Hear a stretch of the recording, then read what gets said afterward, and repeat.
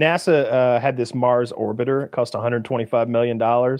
And part of the work had been done in metric and part of the one had been done in Imperial or Freedom units or whatever. Imperial. And I think they crashed that fucker into Mars. Huh? Pretty sure they crashed that fucker into Mars. At least pick one. Yeah, that seems like a day one problem to solve. Like, what units of measurement are we using for our Mars mission? I don't remember how it got like mixed up, but that was the case. Like part of the calculations had been done one way and part the other, and they either burn it up in the. I guess they crashed it into Mars or they bounced it off or something. They lost it. It's gone. NASA, do better. But they did just do a good thing with the moon trip, right? They made it around. To watch. We didn't talk about that. I wish they would have stopped. So that was the fast. That's what the. Did you see the astronaut say that? He's like, technically, this is incredibly challenging. I don't want anybody getting upset with what I'm about to say, but it looked easy. It looked like he was like, well, once we were there, I was like, that's doable. I can like all I got. He's like, if we'd had a lander and fuel, I'd have went. We'd have gone. Like, he's like, I'd have touched it down because it was just right there. That's so disappointing. They should have sent him with one. A previous Apollo mission, they said the same thing. They were like, we'd have touched it. I think they gave them just enough fuel to like pull the lander off the craft and then put it back again because they were afraid that they would attempt the landing if they gave them enough fuel to actually do the landing. That was the fastest that human beings have ever gone this last month, and it was also the furthest from Earth that humans have ever gone. Those 3 Americans and a Canadian and a black fellow. Did they use the moon's gravity to slingshot and get back, like they sometimes do? Yeah, basically, they went out and went around the moon and came back. They went around the Earth like at least one full orbit, maybe 2, and then there's an interesting flight path that shows how it works because it's not a linear path. They have to like aim for where the moon's gonna be, and it looks terrifying. It's so scary because like. It goes without saying, orbital mechanics are complicated, but like it's rocket science. It's kind of rocket science, isn't it? Kind of like, yeah, the gist. They do a little bit of that, like they in the when Apollo 13 was coming back, they're looking through the triangle window, and he took a grease pen and made a little dot, and he's aiming the dot at Earth while they do burns. And trying to keep it pointed at Earth. Dude, if I were a passenger on that and I saw a guy drawing on the window with a grease pen, I'd be like, we're going to die. Yeah, it's over. It's over with. Imagine what a badass that guy is. Like, he was a fucking Air Force test pilot, probably had gone through so many hoops and hurdles. He's the best of the best America could delineate down and send into fucking space. And he's like, so we don't have any calculations? No, everything's frozen. Everything's broken. We don't have enough power to run the computer. If we did, it's basically a Casio calculator. All right, I got a grease pen. Hang on a minute. All right, give her some gas. I got this. Keep it pointed at the fucking planet Earth. I know it's scary and hard, but I really want us to accelerate the space stuff. I want us to get to Mars sooner than later. We're not. I don't want to be, dead when they finally get there. It's crazy. It was barely a story. Yeah, maybe that's an exaggeration, but. When I think about what's been in the news for the past month, that's got to be 8th place.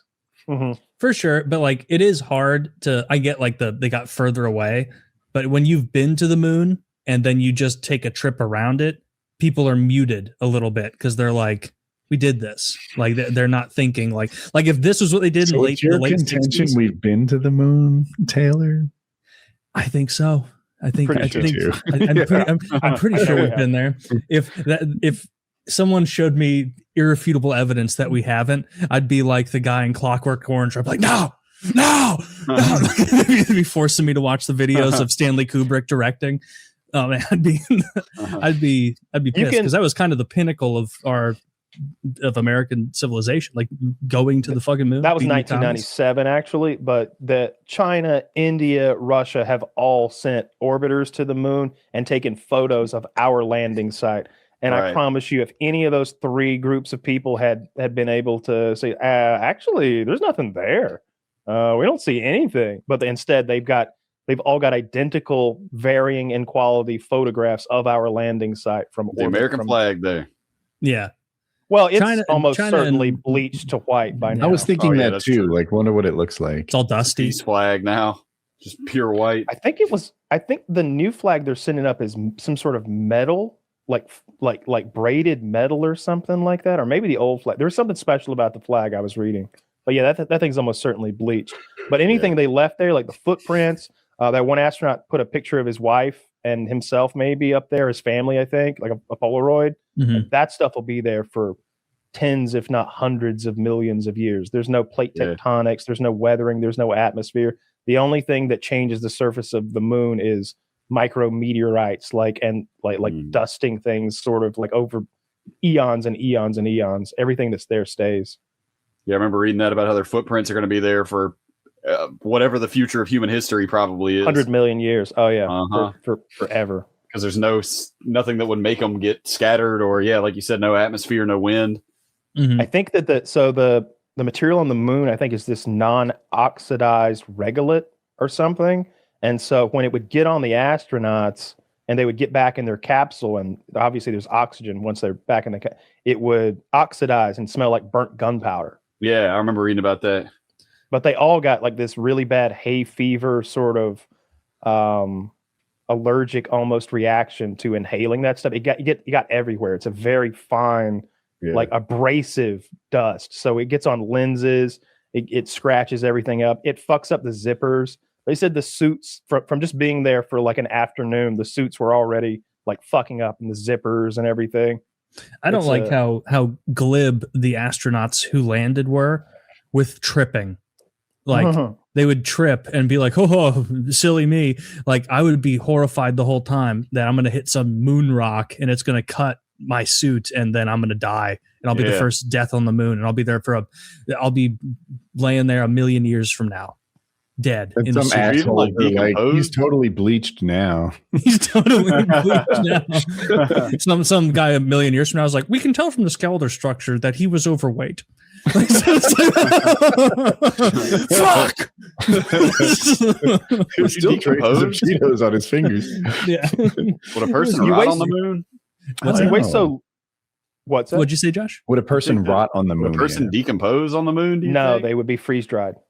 Yeah, that's more like, that makes more sense. I was like, I can't picture especially inside the suit where like the sun's not even hitting them at all. They would just be freeze dried inside there like a mummy.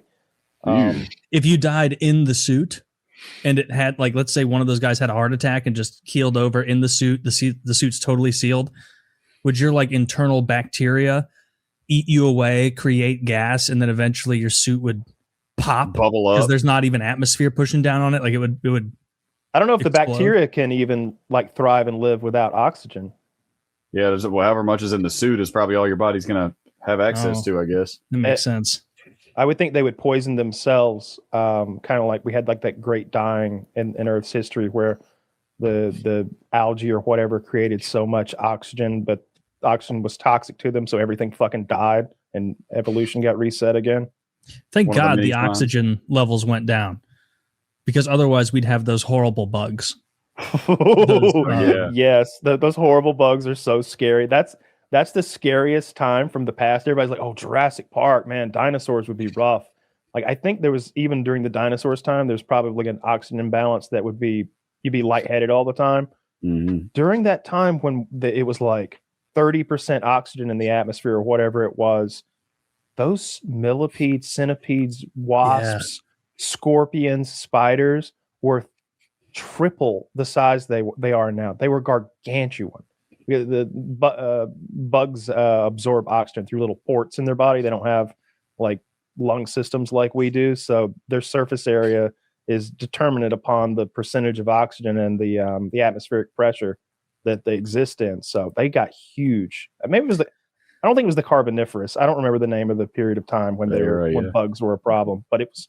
Whenever I watch that, I get a little creeped out when I see the like 8 foot tall 8 foot long millipedes that are like a foot and a half wide and stuff like that. Like a dragonfly the size of a large hawk. Yeah.